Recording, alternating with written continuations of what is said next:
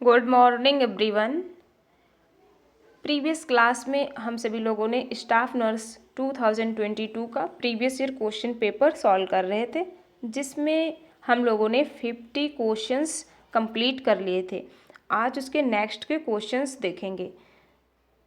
चलिए देखते हैं।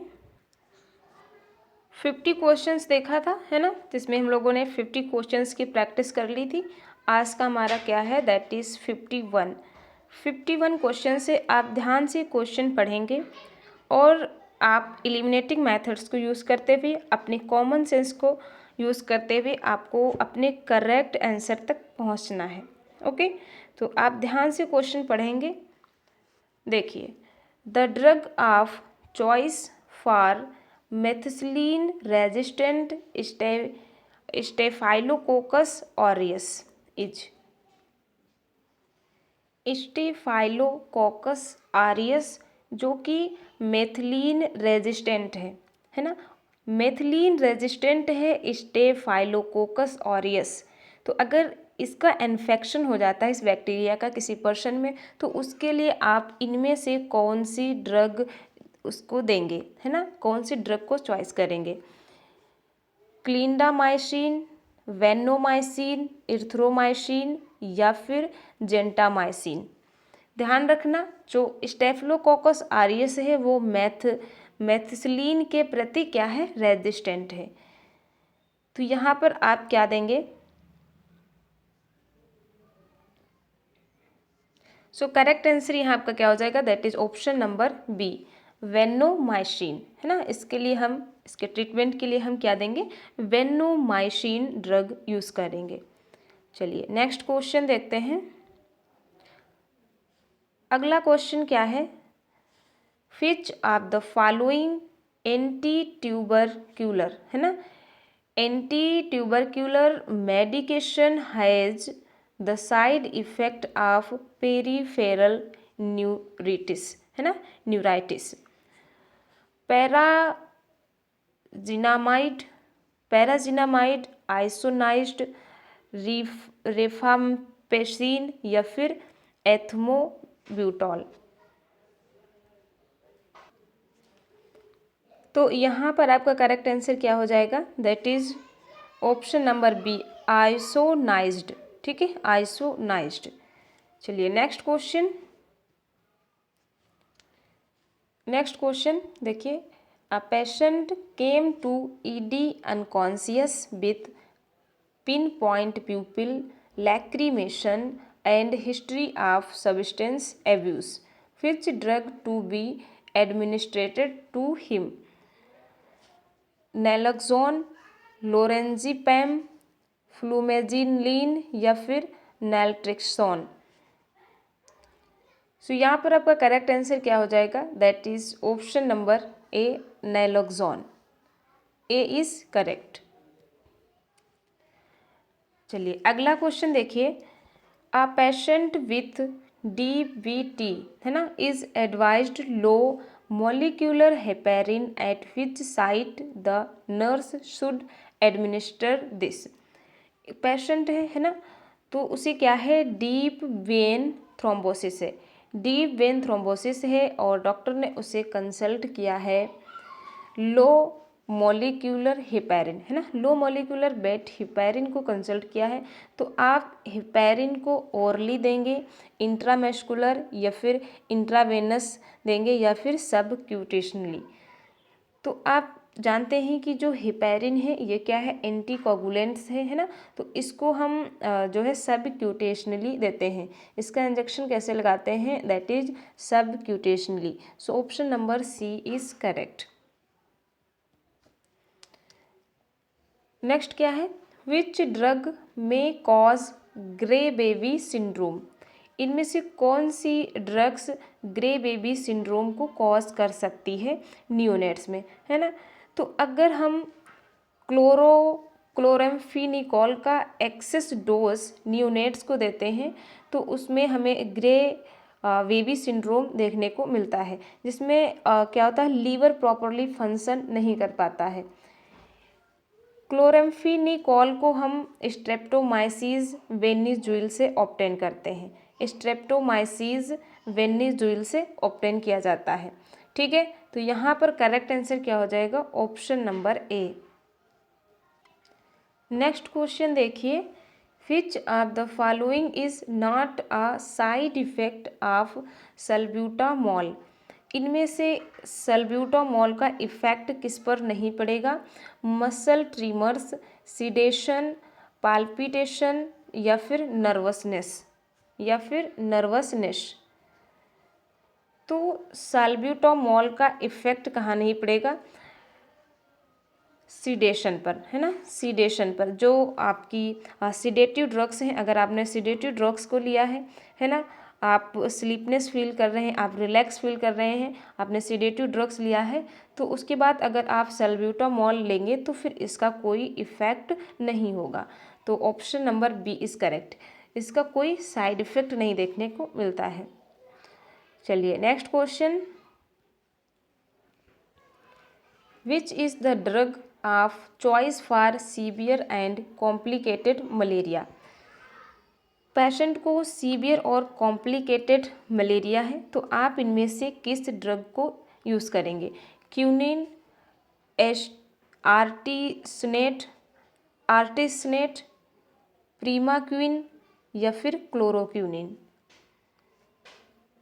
सो यहाँ पर आपका करेक्ट आंसर क्या हो जाएगा? ऑप्शन नंबर बी, आर्टिसनेट को यूज़ करेंगे।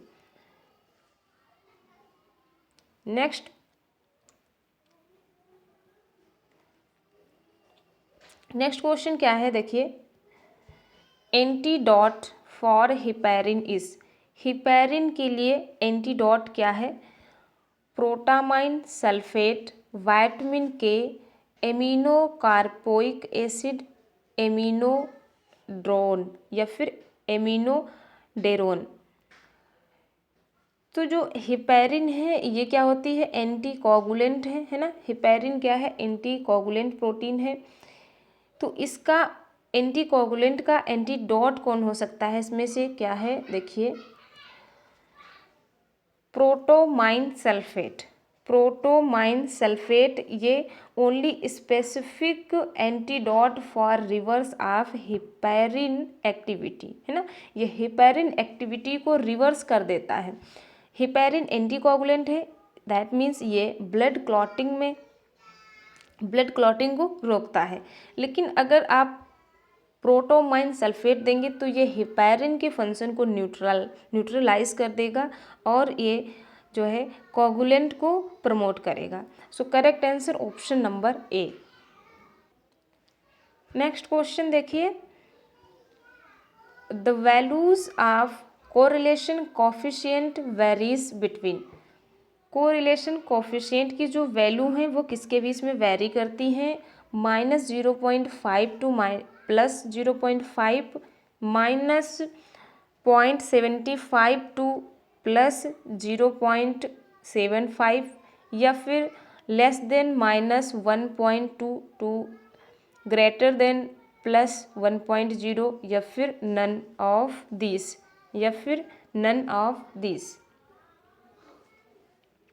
सो यहाँ पर हमारा करेक्ट आंसर क्या हो जाएगा? That is option number B. Correlation coefficient की जो वैल्यू है वो -0.75 से +0.75 के बीच वेरी करती है। ये इसकी फिक्स वैल्यू है जिसे आप याद रखेंगे। Now next question number 60, the constant presence of a disease or infection within a given geographical area is called? ध्यान से पढ़ेंगे, है ना। कोई भी डिजीज़ है जो कहाँ स्प्रेड हो रही है? With in given geographical area. तो ऐसी डिजीज़ को हम क्या कहते हैं? स्पोरडिक, एपिडेमिक, इंडेमिक या फिर पैंडेमिक। तो WHO ने जो इन्फेक्शन को स्प्रेड होने की कैटेगरीज रखी हैं वो क्या है? 3 कैटेगरीज हैं। इन्फेक्शन का जो स्प्रेड होने का रेट है ना, जो इन्फेक्शन या डिजीज़ का फैलने का जो रेट है उसके बेसिस पर एपिडेमिक, इंडेमिक और पैंडेमिक 3 क्राइटेरिया दिया है। जो एपिडेमिक है इसमें जो इन्फेक्शन का रेट होता है वो एक स्पेसिफिक जियोग्राफिकल एरिया में होता है। जैसे आप कह सकते हैं आपका पर्टिकुलर जो एरिया है, जैसे विलेज है, सिटी टाउन है, ठीक है। और इसके अंतर्गत ऐसे आते हैं, एपिडेमिक के अंतर्गत क्या क्या आता है, जैसे स्मॉल पॉक्स का इन्फेक्शन, ठीक है, स्मॉल पॉक्स का इन्फेक्शन, पोलियो का इन्फेक्शन और मिसेल्स, है ना, खसरा का इन्फेक्शन, ये सभी एपिडेमिक में आते हैं। लेकिन अगर हम बात करें इंडेमिक की, तो इंडेमिक में जो आपको पर्टिकुलर गिवन एरिया रहता है, ठीक है, पर्टिकुलर गिवन जियोग्राफिकल एरिया, तो उसमें जो इन्फेक्शन का रेट होगा उसको हम इंडेमिक कहेंगे, ठीक है, एंडेमिक। लेकिन अगर हम पैंडेमिक की बात करें तो ये ऑल ओवर वर्ल्ड, है ना। जैसे इसकी बात करें पैंडेमिक की, तो पैंडेमिक में जैसे आपका कोरोना वायरस, है ना, जो इंटरनेशनल बाउंड्रीज को क्रॉस कर जाए, ऐसा इन्फेक्शन की रेट किसके अंतर्गत आता है, पैंडेमिक में। क्लियर। इंडेमिक की बात करें तो इंडेमिक में आपका क्या क्या आ जाता है, जैसे मलेरिया, है ना। मलेरिया की अगर बात करें तो मलेरिया होल वर्ल्ड इन्फेक्ट नहीं होगा, जो आपको जियोग्राफिकल पर्टिकुलर जो एरिया होगा आपका, है ना, स्पेसिफिक पर्टिकुलर जो आपका जियोग्राफिकल एरिया है वहीं तक ये डिजीज रिस्ट्रिक्टेड रहती है। तो I hope you are understand. यहाँ पर आपका करेक्ट आंसर क्या हो जाएगा, that is option number C. Next question, Koplik's spots are clinical feature of. Koplik's spots, है ना, कॉप्लिक स्पॉट किस डिजीज को कंफर्म करने के लिए एक क्लिनिकल फीचर है, चिकन पॉक्स, पर्टूसिस, कॉलेरा या फिर मिसेल्स। सो यहाँ पर आपका करेक्ट आंसर क्या होगा, देखिए option number D, micelles. Micelles एक वायरल डिजीज है जो सिंगल स्ट्रैंडेड आरएनए इन्वलप्ड वायरस से होती है, सिंगल स्ट्रैंडेड आरएनए इन्वलप्ड वायरस से, ठीक है, मिसेल्स वायरस से होती है। और इसका इन्फेक्शन मोस्टली नोज, थ्रॉट, इस एरिया में देखने को मिलता है। तो जो टेस्ट के लिए जो है टिश्यूज़ लेते हैं या जो म्यूकस लेते हैं वो हमारी बक्कल म्यूकोसा से लेते हैं, ठीक है। तो वहाँ पर मैं जो है ग्रे और वाइट कलर के स्पॉट्स देखने को मिलते हैं, ठीक है। तो ये जब टेस्ट में कॉप्लिक स्पॉट्स देखने को मिलते हैं तो ये कंफर्म करता है कि ये मिसेल्स है। So correct answer option number D. Next question, which of the following is not constituent of vital statics. इनमें से वाइटल स्टैटिक्स के अंतर्गत कौन नहीं आता है, birth rate, morbidity and mortality rate, educational rate या फिर लाइफ एक्सपेक्टेंसी या फिर लाइफ एक्सपेक्टेंसी। तो अगर हम बात करें एजुकेशनल रेट की, तो एजुकेशनल रेट जो है ये आपका वाइटल स्टैटिक्स का कॉन्स्टिट्यूट नहीं है। So correct answer option number C. Question में आपसे नॉट पूछा गया है, इस बात को आप ध्यान रखेंगे। Next question, route of administration of PPD for tuberculin test. जो टीबी के लिए ट्यूबरक्यूलिन स्किन टेस्ट करते हैं, है ना, उसके लिए जो हम ट्यूबरक्यूलिन प्यूरिफाइड प्रोटीन्स को इंजेक्ट करते हैं, तो वो सबक्यूटेनियस या फिर इंट्राडर्मल या फिर इंट्रामस्कुलर या फिर इंट्रावेनस। तो हम ट्यूबरक्यूलिन स्किन टेस्ट के लिए पेशेंट को इंट्राडर्मल इंजेक्शन देते हैं और ये फोर आर्म के इनर सरफेस में, ठीक है, फोर आर्म के इनर सरफेस में, और ये हम ट्यूबरक्लोसिस को कंफर्म करने के लिए। सो करेक्ट आंसर क्या हुआ, that is option number B, intradermal injection. Next question, the first referral level in the health care system is. First referral level क्या हेल्थ केयर सिस्टम के लिए, primary health care, secondary health care, tertiary health care या फिर pre मॉर्डियल health care. तो यहाँ पर आपका correct answer क्या हो जाएगा, that is option number B, secondary health care. Clear. Next question, house fly is responsible for spread of. House fly किस डिजीज़ को स्प्रेड करने के लिए रिस्पॉन्सिबल है? डायरिया, डिसेंट्री, कॉलेरा या फिर ऑल ऑफ दिस। सो यहाँ पर आपका करेक्ट आंसर क्या होगा? जो हाउस फ्लाई है डोमेस्टिका, ये डायरिया, डिसेंट्री और कॉलेरा इन तीनों ही डिजीज़ की वेक्टर है, इसके थ्रू स्प्रेड होती है ये disease. So correct answer option number D. Next question, when did the mental health bill became mental health act? 1912, 1985, 1987 या फिर 1990। सो यहाँ पर आपका करेक्ट आंसर क्या हो जाएगा? Option number B. Option number B 1987। Option number C is correct, 1987। Next question देखते हैं, A freshly prepared ORS solution should be used within। जो हमने एक बार ओरल रिहाइड्रेशन सोल्यूशन बनाते हैं, है ना, जब डिसेंट्री हो जाती है या डायरिया, है ना, तो जो हमने ओरल रिहाइड्रेशन सोल्यूशन बनाया है उसको कितने आवर्स के अंदर हमें यूज़ कर लेना चाहिए? 24 आवर्स, 48 आवर्स, 12 आवर्स या 6 आवर्स या फिर आपका 6 आवर्स। तो अगर हम बात करें at room temperature,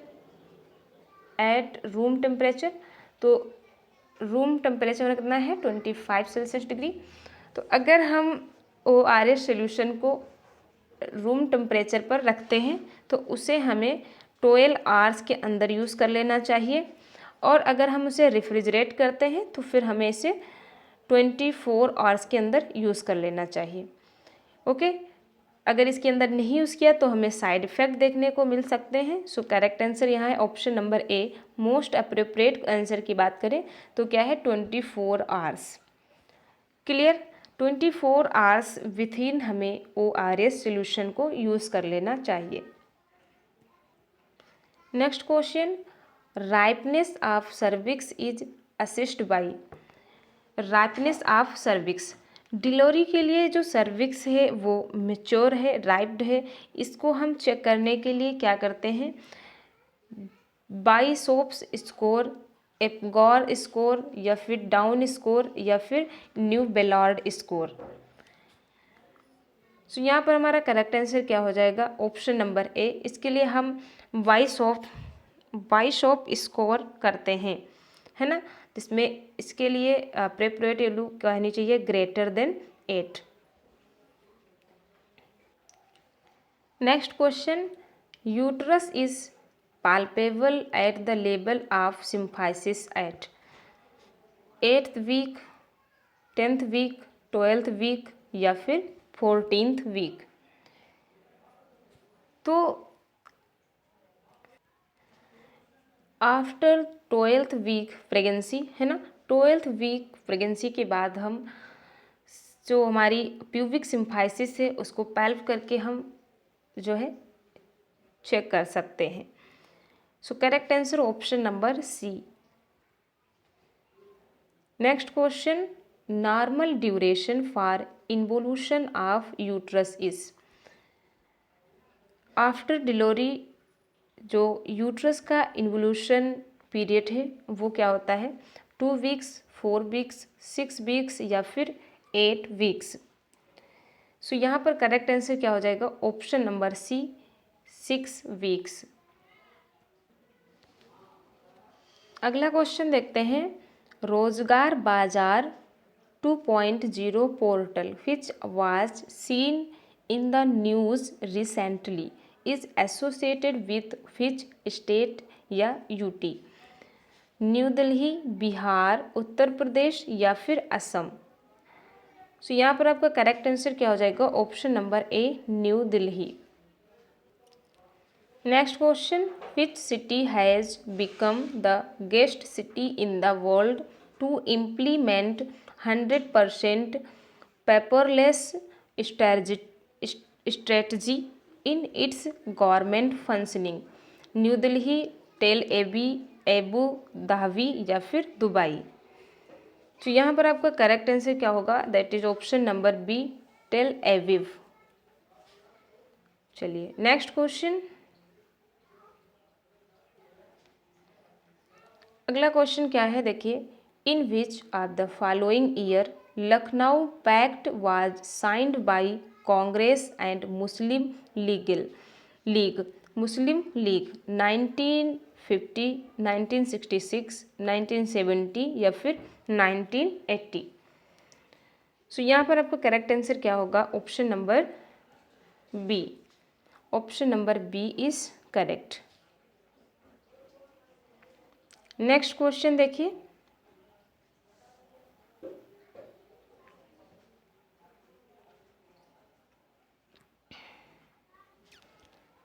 which of the following is are constitutional body या फिर बॉडीज? तो सेंटेंस पढ़ के आपको पता चल रहा है एक से ज़्यादा ऑप्शंस सही होने वाले हैं यहाँ, है ना। जैसे GST council, NITI Aayog, election commission, union public service commission. तो इसमें से कौन कौन सा कॉन्स्टिट्यूशनल बॉडीज़ हैं? देखिए हमारी कॉन्स्टिट्यूशनल बॉडीज़ क्या क्या हैं? इलेक्शन कमीशन है, ठीक है, और इसके अलावा आपका यूनियन पब्लिक सर्विस कमीशन है, जीएसटी है, और इसके अलावा आप याद रखना यूपीपीएससी है, एसपीएससी है, ठीक है, सीएजी है, जनरल अटॉर्नी इसके अंदर आता है, और स्पेशल ऑफिसर फॉर लिंग्विस्टिक मेंट्रीज आपका इसी में आ जाएगा, और एडवोकेट जनरल ऑफ स्टेट। तो ये सभी आपके कॉन्स्टिट्यूशनल बॉडीज़ हैं। तो यहाँ पर आपका क्या करेक्ट होगा? First, third and fourth. First, third and fourth. Option number B is correct. Next question, who won the Padma Vibhushan 2020 award under the public affairs categories? Public affairs categories के अंतर्गत 2020 में पद्म विभूषण से किसको नवाजा गया था? शिंजो अबे, गोटाबाया राजापाक्स, शेख हसीना या फिर केपी शर्मा ओली? शेख हसीना या फिर केपी शर्मा ओली?